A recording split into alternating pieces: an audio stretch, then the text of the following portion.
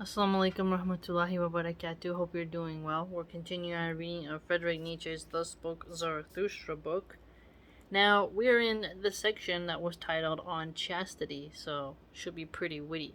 And let's get ready. Go ahead and listen to this as you are pruning your rose garden, watching some bugs, bird watching, cleaning your sink, whatever fun thing you do while you listen. Let's begin. Do I counsel you to chastity? Chastity is a virtue in some, but almost a vice in many. So can chastity be a vice? That's a tough question. Very tough question. I mean, it's some... oh, that's a spicy one. Real spicy. They abstain, but the bitch sensuality leers enviously out of everything they do. Even to the heights of their virtue and to the cold regions of the spirit, this beast follows them with her lack of peace. So, sensuality. And he uses the word bitch, so you could think of that in terms of the female dog. A nasty attitude, who knows, you know?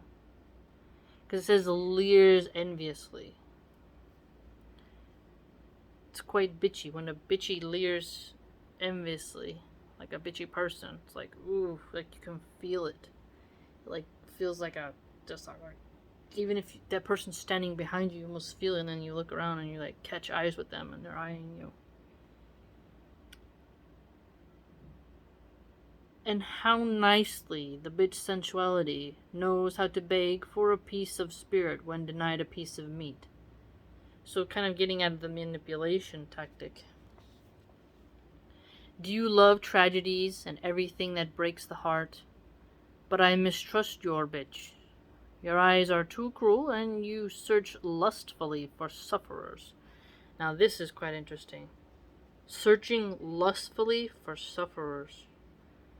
Do you love tragedies and everything that breaks the heart? So a real heartbreaker.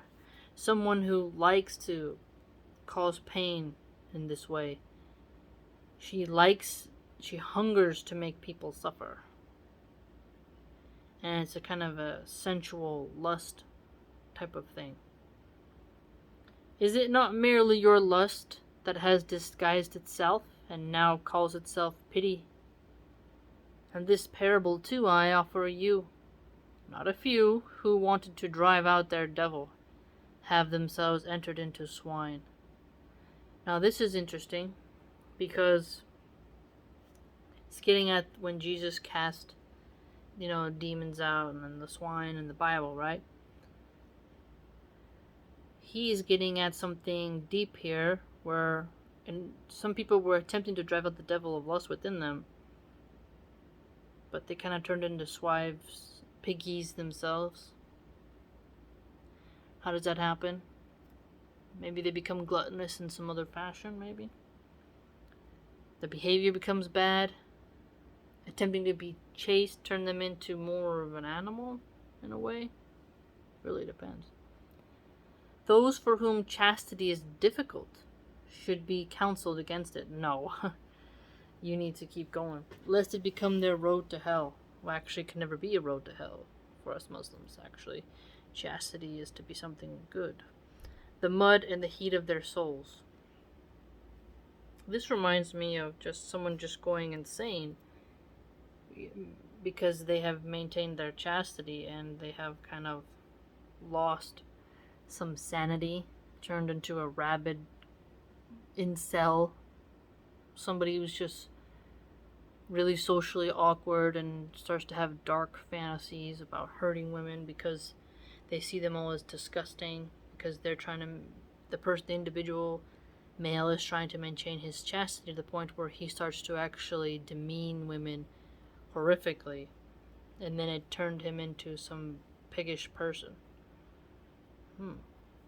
Do I speak of dirty things? That is not the worst that could happen. It is not when truth is dirty, but when it is shallow. that the lover of knowledge is reluctant to step in its waters. Ooh, this is a good point. If the truth is ugly, we still face it. If the truth is shallow, it's quite different. Verily some are chaste through and through. They are gentler of heart, fonder of laughter, and laugh more than you. They laugh at chastity too and ask, "What is chastity? Is chastity not folly? Yet this folly came to us, not we to it. We offer this guest hostel and heart. Now it dwells with us, may it stay as long as it will." Thus spoke Zarathustra.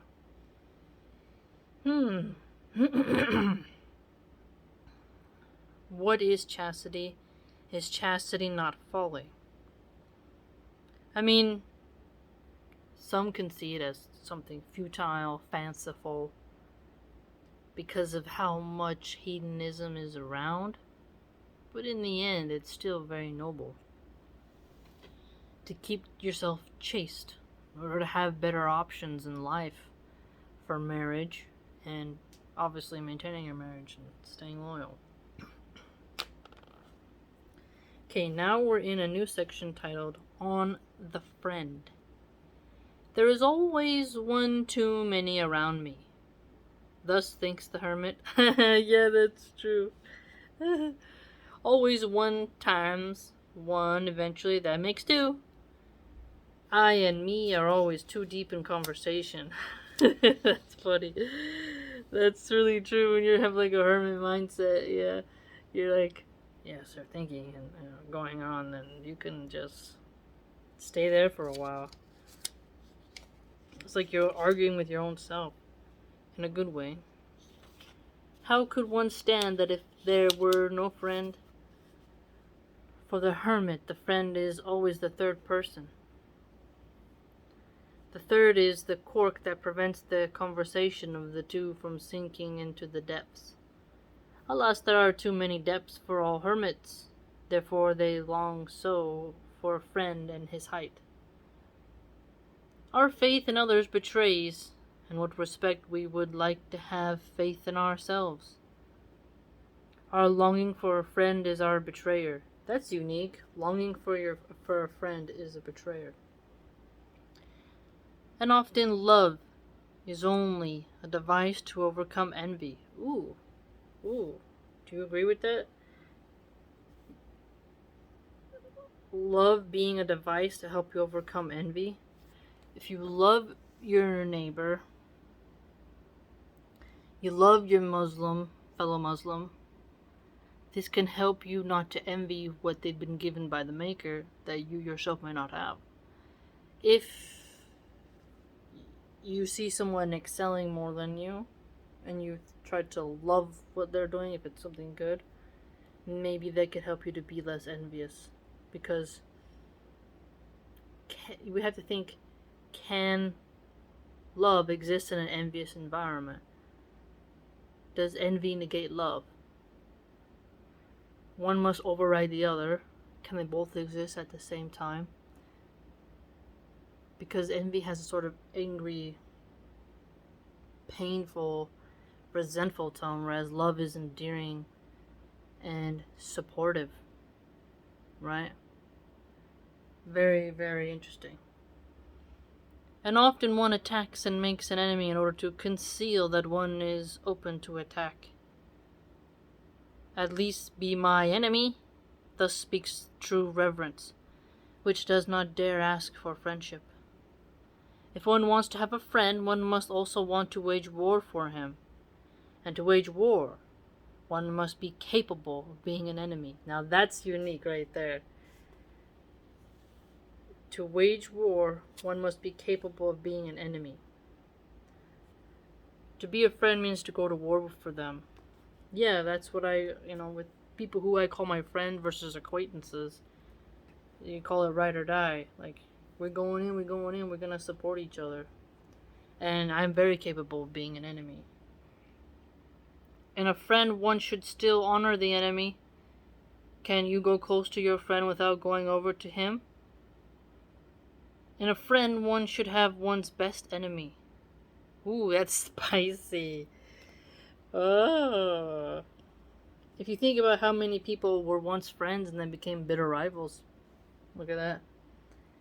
You should be closest to him with your heart when you resist him. You do not want to put on anything for your friend. Should it be an honor for your friend that you give yourself to him as you are?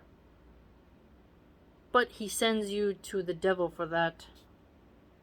He who makes no secret of himself enrages. Ooh. He who makes no secret of himself enrages. It's almost like if you conceal more, you enrage less. The more you flaunt, the more envy you get. So much reason have you for fearing nakedness. Ooh. Don't bear it all. Conceal some, right? Indeed, if you were gods, then you might be ashamed of your clothes. You cannot groom yourself too beautifully for your friend, for you shall be to him an arrow and a longing for the overman. Ooh, you cannot groom yourself too beautifully for your friend. I think with women you can probably see that a bit more. If you have a friend who's like really hot, like just a bombshell, always adorned, and you don't, yeah, I'm pretty sure there's some women who could get some rivalry like that. I always wondered why certain women, they would always take pictures with the most beautiful ladies, and it's like they're not really friends, they're just marketing each other. They're very shallow friendship. I think your friend, if they're really your friend, they don't give a damn what you wear. I could care less what my friends wear. My friend's success is a good thing, especially if I care for them. I don't want to see them suffer. But I do know that if you beautify yourself so much so, when they're in need, it can feel kind of awkward. Dressing down is oftentimes better. It's unique. There's a lot of different ways you could look at that. Have you ever seen your friend asleep and found out how he looks? What is the face of your friend anyway? Is it your own face in a rough and imperfect mirror?